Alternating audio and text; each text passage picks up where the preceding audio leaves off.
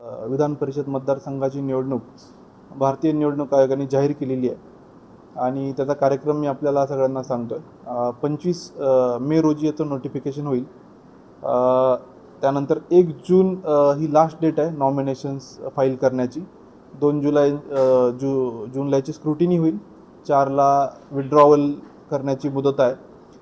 18 जूनला याचं काउंटिंग होईल आणि 22 जून वोटिंग होईल. 18ला 8 वाजून सकाळी 8 ते 4पर्यंत संध्याकाळी आणि फायनल त्याचं काउंटिंग होईल 22 जूनला. तर असा हा कार्यक्रम निवडणूक आयोगाने जाहीर केलेला आहे आणि त्या दृष्टिकोनातून आमची सगळी तयारी म्हणजे आरो कलेक्टर, ARO, उपजिल्हाधिकारी, सामान्य प्रशासन आणि त्याचसोबत 8 आपले जे उपविभागीय अधिकारी कार्यालयातले तहसील ऑफिस आहेत या ठिकाणी आपले मतदान केंद्र असतील.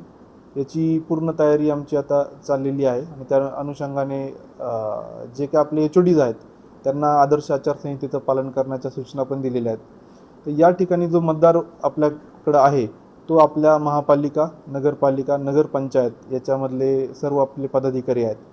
तर महापालिकेतले 81, म्युन्सिपल काउन्सिलमधले 281 आणि नगरपंचायतीमधले 70 असे एकूण 432 मतदार या निवडणुकीमध्ये आपलं मतदानाचा हक्क बजावणार आहेत.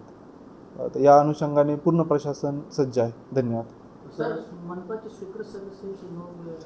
हा जो आकडा जो आहे आपला, आपण जेव्हा प्रस्ताव पाठवला होता आणि यादी जी पाठवली त्यावेळेस आहे. यामध्ये जे कोऑप मेंबर्स जे काही काल झालेले आहेत किंवा मनपाचे आपल्या अहवालाच्या नंतर झाले ते हे सगळे आकडे याच्यामध्ये रिफ्लेक्ट होतील.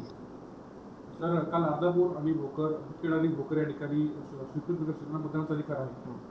हो, मतदानाचा अधिकार राहील कारण RP ॲक्टमध्ये लास्ट डेट ऑफ फायलिंग नॉमिनेशन्सपर्यंत मतदार त्यामध्ये येऊ शकतात. त्यामुळं हा अजेंडा त्यांनी काढलेला होता ऑलरेडी आणि त्या पद्धतीने त्यांची प्रक्रिया पार पडलेली.